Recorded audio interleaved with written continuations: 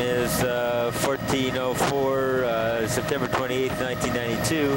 We're flying at about 450 to 500 feet, just heading seaward out of Petpeswick Inlet. We're traveling at about 75 to 80 miles per hour. As you can see, as the channel narrows in Petpeswick Inlet, we're picking up marsh development, super tidal marsh development on either side of the main channel that cuts out of the inlet. But the shore itself is a mixture of pebble, cobble, right up to boulder-sized material with a low scarp along most of the shore.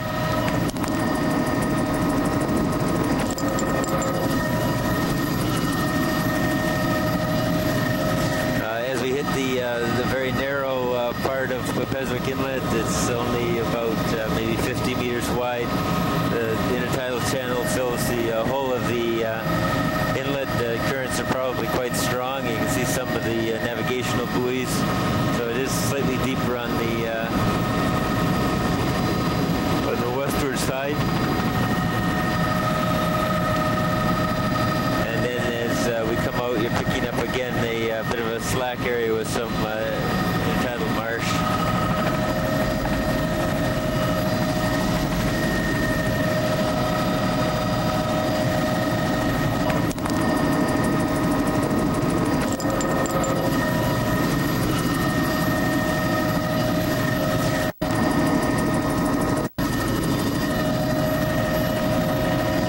The highway along East Petpeswick towards Martinique Beach and Colley's Head.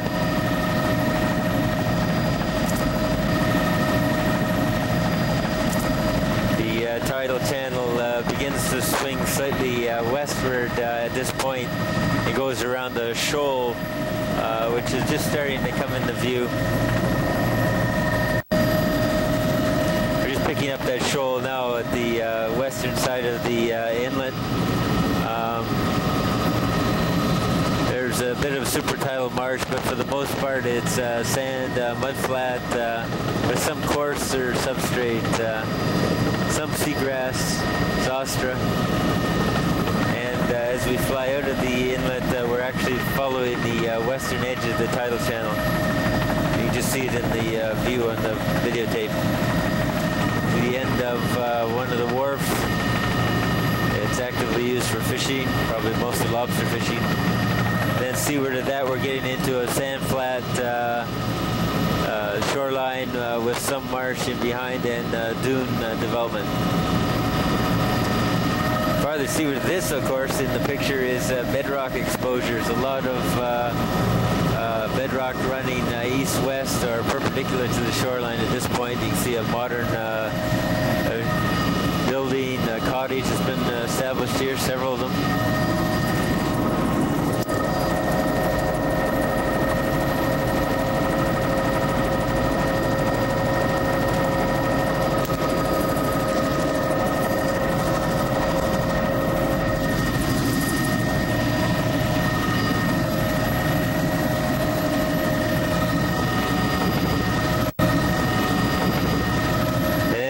Come closer to Martinique Beach complex, we're just seeing the backside of Colley's Head, and while the bedrock exposures are quite prominent in the inlet, as we get closer to Colley's Head we get a large flood tidal deposit and marsh deposit in behind the pebble, sandy pebble beach complex. It's a sort of a flanking spit coming off Colley's Head.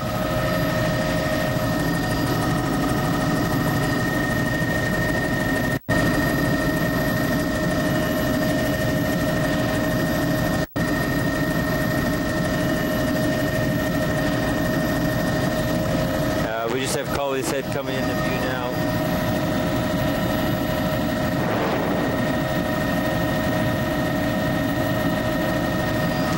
And you can see we're getting into a coarser beach material. You've got a flanking spit and rockier shoal just in front of the actual glacial deposits. A few small inlet outlets. Washover deposits.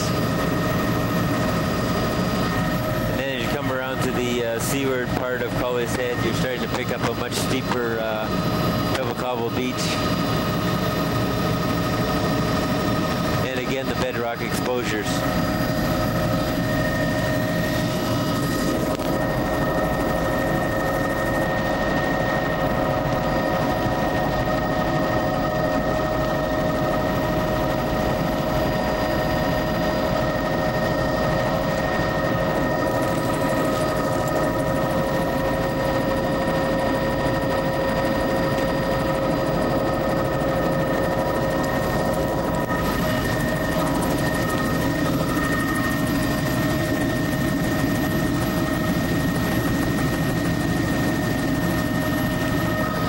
Swinging around Colley's Head, the bedrock is interwoven with pocket gravel beaches.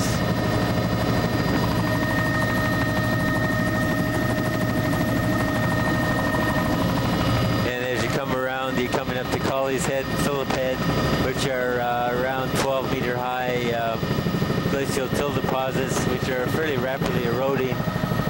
Which have slump deposits on them. There's a seal rookery just offshore of here.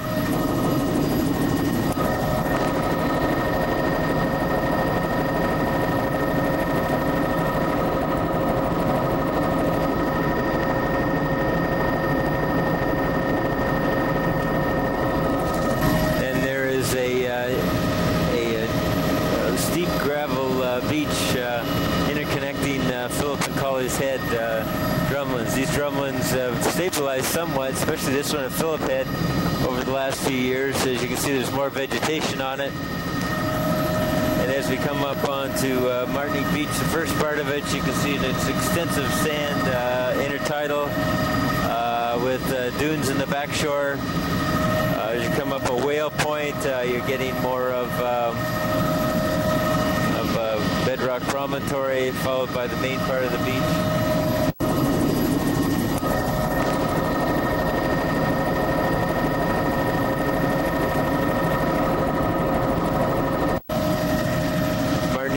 Proper is another provincial park with roadways that have been restricted. It's extensive sand foreshore, dune development, and extensive marsh in behind. Each of the promontories is a bedrock controlled. And as we come up onto the eastern end of Martinique Beach, there used to be some fairly large washover channels.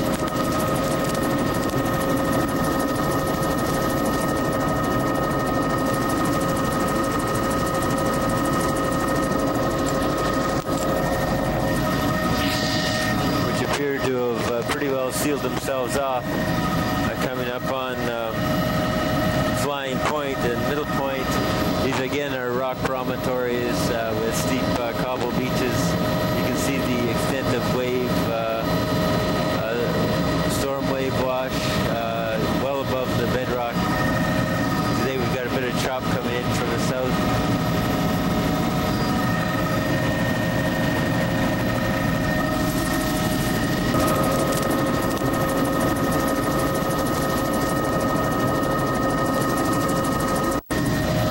Going to swing back looking at Martinique Beach Complex, and you can see the waves breaking on the intertidal flats and the extensive marsh behind it. No, just ahead we're just cutting across Middle Point, Flying Point again.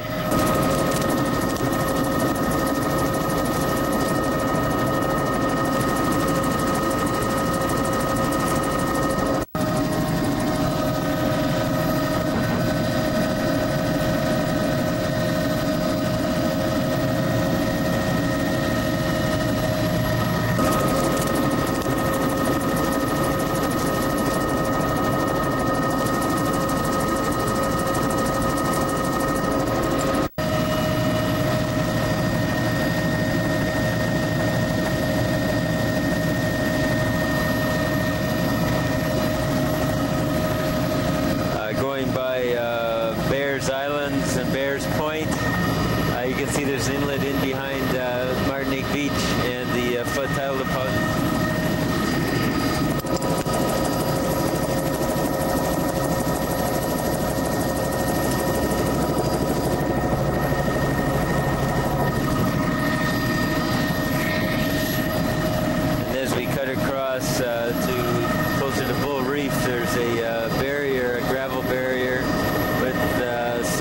Substrate farther offshore and some sand as well collecting along the coarse substrate.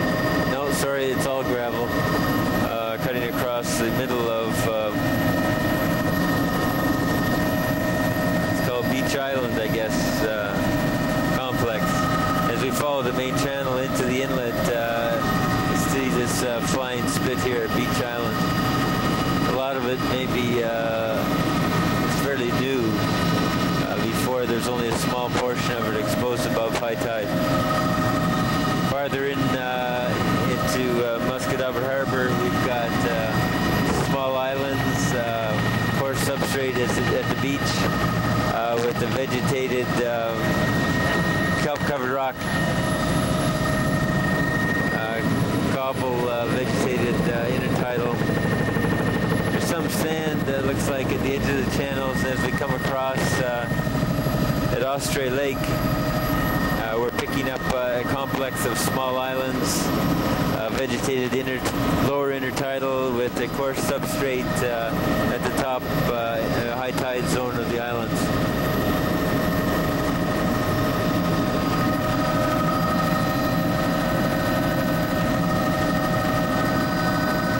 Coming out to the seaward end of Jeddore, we're picking up the lighthouse.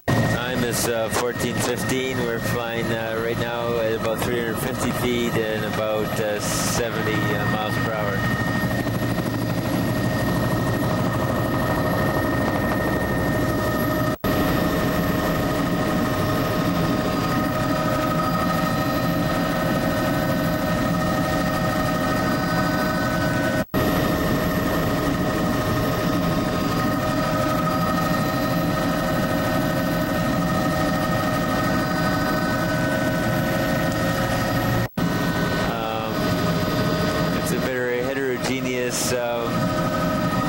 Sediment deposit. You've got an extensive shoal developing off this point, the light-colored material, and now here's shag rock just coming up to view now with the navigational feature on it. The shoreline along here is a very large dune in the backshore, actually, a pebble beach, and for the most part a pebble intertidal with intermittent boulder lag at many of the headlands.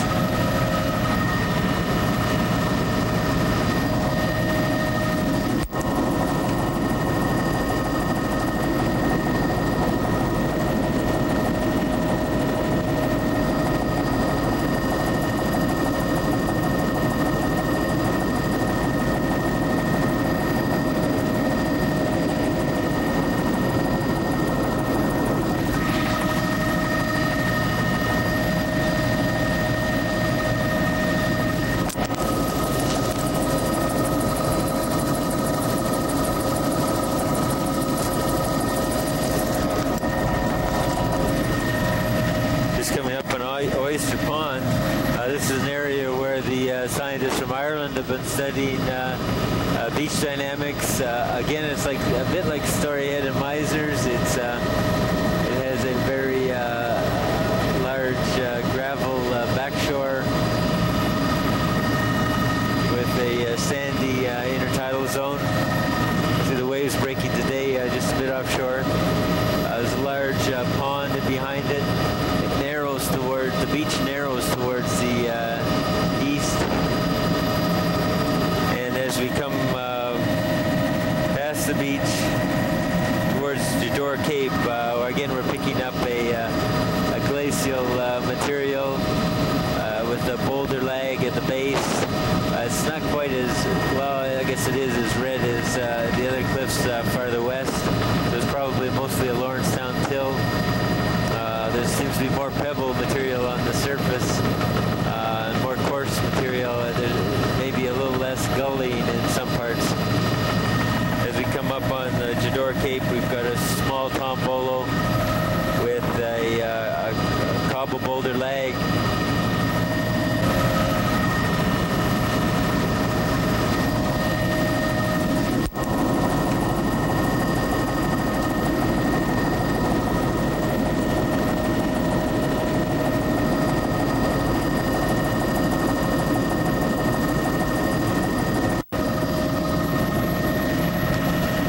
We won't pick up the island offshore. It's pretty well a rocky, small island. We'll head instead further along the shore towards Cooper's Head. Again, another glacial deposit. Between here and Jeddore Harbour, we've got extensive till deposits, pebble cobble boulder beach. In places, it's a very high, steeper storm ridge. In other areas, you've got some bedrock exposures, as you see here.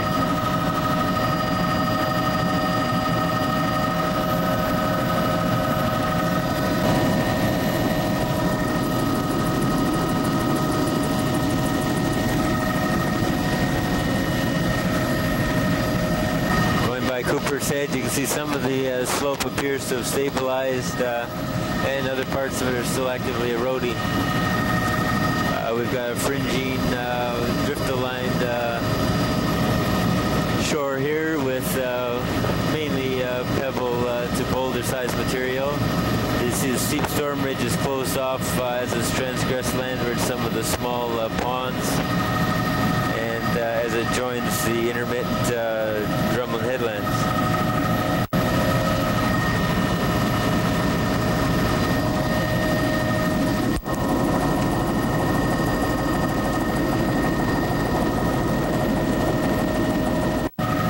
Coming up on Hopkins Point, one of the headlands to Jeddore Harbour. Again, another low glacial cliff, I guess about 5 to 6 meters high at most, with recurve ridges in behind it. You'll just see them coming into view now on the landward side of that headland.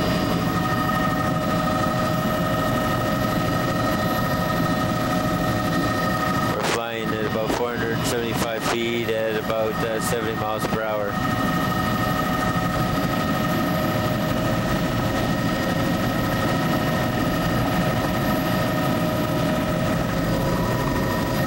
Is 14:20, September 28, 1992.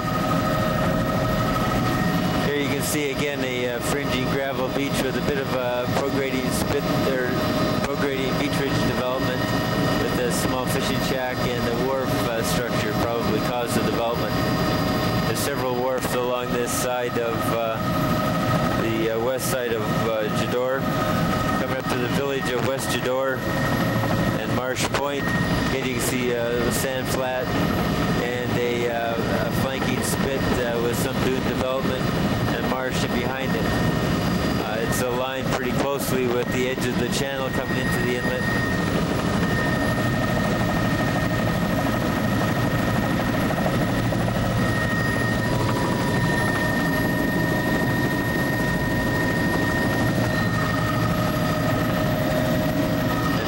See the upper intertidal zone and marsh.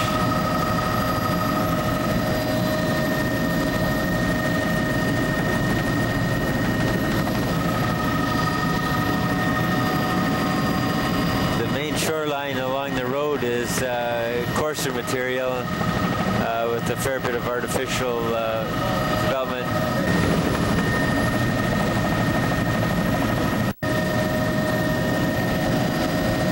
Get in past towards Betty Island, we'll follow the main shore instead of the tidal channel, which goes down the middle to eastern side of Jeddore.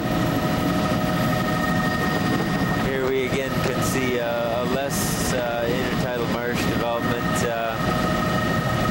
but there's a strip of intertidal marsh right along the channel that we're just going over, and closer in along the road you've got more of a coarser material, pebble, cobble, and boulder with a bit of a scarp along the road. Again, the intertidal is vegetated, and there's a bit of a sun problem right now in terms of what you can see, but fairly extensive marsh in amongst the trees and some log debris. Bedrock is exposed along most of the islands.